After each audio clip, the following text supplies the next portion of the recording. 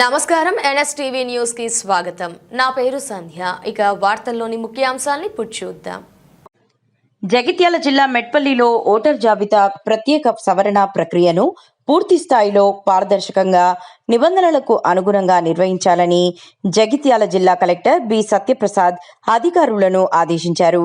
మెట్పల్లి పట్టణంలో ఎస్ఐఆర్ ఫారంలను పంపిణీ, నమోదు ప్రక్రియను ఆర్డీఓ, ఎంఆర్ఓలతో కలిసి ఆకస్మికంగా పరిశీలించారు.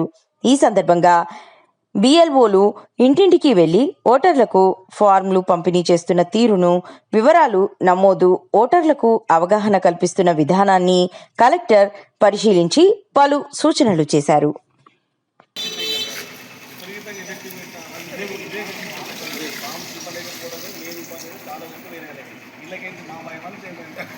మా కమ్యూనిటీ వాళ్ళ ఊళ్ళో పోతే మొదటికి పోతే గవర్నమెంట్ వచ్చే పడుతుంది ఎందుకంటే దాంట్లో ఎస్టీలు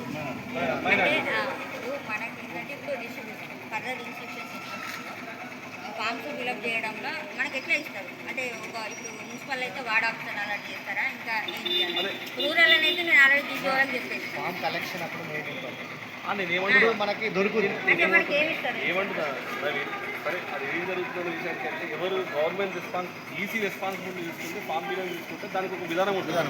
మనము పార్టీల వాళ్ళు తీసుకుంటే అది ఎట్లుంటుంది, నా పార్టీ వాళ్ళు నేను చెప్పుకుంటా, నీ పార్టీ వాళ్ళు నువ్వే చెప్పుకుంటా, గందరగోళం అవుతుంది. ఎందుకంటే బహుముఖ పార్టీ బీజేపీ వాళ్ళు ఏమనుకుంటారు, బీజేపీ వాళ్ళే నింపుకుంటారు, కాంగ్రెస్ పార్టీ వాళ్ళే నింపుకుంటారు. దీనివల్ల ఈజీ పారదర్శకత కోల్పోతుంది. పారదర్శకత ఉండాలంటే ఈజీ నుంచి ఒక సిబ్బంది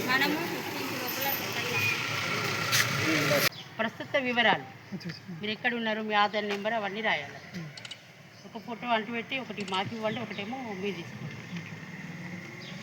ఇంటి నెంబర్ రాసిరా? తీసుకోండి. ఇంటి నెంబర్ రాసిరా? నేను అప్పుడు ఫోన్ చేసింది నేనే. అదే తెలుసన్నా. జిల్లాలో 85% దాకా ఫామ్స్ డిస్ట్రిబ్యూట్ అయిపోయాయి. ఎస్పెషల్లీ మున్సిపల్ ఏరియాస్లో ఏంటంటే కొద్దిగా బిఎల్ఓస్ ఆర్టీస్గా ఉండడం, తర్వాత కొద్దిగా అర్బన్ కొద్దిగా కన్ఫ్యూజ్గా ఉంటాయి, దగ్గర ఉంటాయి కాబట్టి కొద్దిగా కన్ఫ్యూజన్స్ ఉంటాయి కాబట్టి అర్బన్లో కొద్దిగా విద్యాలు మున్సిపల్లో కానీ గవర్నమెంట్ మున్సిపల్లో కానీ మున్సిపల్లో కానీ సుమారుగా 60-70% దాకా కంప్లీట్ అయ్యింది. ఇప్పుడు ఇక్కడ కొంతమంది బిఎల్ఓస్ కూడా మాట్లాడితే వాళ్ళు కొంతమంది 50% కంప్లీట్ చేస్తున్నారు. నెక్స్ట్ 2 రోజుల్లో కూడా ప్రతి ఇంటికి కూడా ఎన్యూమరేషన్ ఫామ్ తీసుకుని వెళ్ళి రెండు ఫామ్స్ ఇచ్చి తర్వాత ఇంటి పెట్టి కూడా ఎన్యూమరేషన్ ఫామ్స్ అయితే స్టిక్కర్ కూడా అందించడం జరుగుతుంది. ఆ తర్వాత వాళ్ళు ఫామ్స్ అవన్నీ కూడా కలెక్ట్ చేసుకుని తర్వాత పాలసీ అనేది మనం కంటిన్యూ చేస్తాం. అంటే సార్ ఈ సర్వేలో ప్రధానంగా మీకు ఎలాంటి ప్రాబ్లం ఎదురవుతుంది? ఎటువంటి ప్రాబ్లం ఏం లేదండి. ఓన్లీ ఊహాగానాలు ఎక్కువగా వినిపిస్తూ ఉంటాయి. ఎటువంటి ఏమో ఓట్లు తీసేస్తారనో లేకపోతే అలాంటి ఊహాగానాలు వస్తూ ఉంటాయి. అందుకనే నేను అది కూడా మీడియా ద్వారా కూడా ప్రజలు చెప్పేది ఏంటంటే మీరు జెన్యూన్గా ఓటర్ అయితే మీ ఓటు ఇలా తీసే అంత అవసరం ఉండదు. అండ్ ఈ పని కూడా ఓట్లు తీసేసే పని కాదు. ప్రతి ఒక్కరు కూడా కరెక్ట్గానే ఉన్నారా లేదా, ఓటర్స్ అందరూ చనిపోయిన ఓట్లు ఉంటారు, షిఫ్టింగ్ ఓట్లు ఉంటారు, హైదరాబాద్ వెళ్ళిపోయిన ఓట్లు ఉంటారు, వాళ్ళన్నీ కూడా కరెక్ట్గా పెట్టి మన ఎలక్టోరల్ రోల్ని మనం ప్రాపర్గా స్ట్రెంథెన్ చేసుకోవడమే దీని మెయిన్ పర్పస్. ఓట్లు డిలీట్ చేసేయాలో అసలు అన్ని ఓట్లు తీయాలి అనేది పర్పస్ కాదు. మన ఎలక్టోరల్ రోల్ని కాన్స్టిట్యూన్సీలో నివాసం ప్రతి ఓట్లు కూడా ఓటు ఉంటుంది. చదువుకున్న వాళ్ళు అసలు ఏం అర్థం కావట్లేదు, వాళ్ళకి ఎలాంటి ఇటువంటిది ఏమీ లేదు. మీ ఇంటికి వస్తున్న ఫామ్, మీ ఇంటికి వచ్చిన ఫామ్ని ఫిల్ చేసి మీరు మీ బిఎల్లోకి ఇవ్వండి.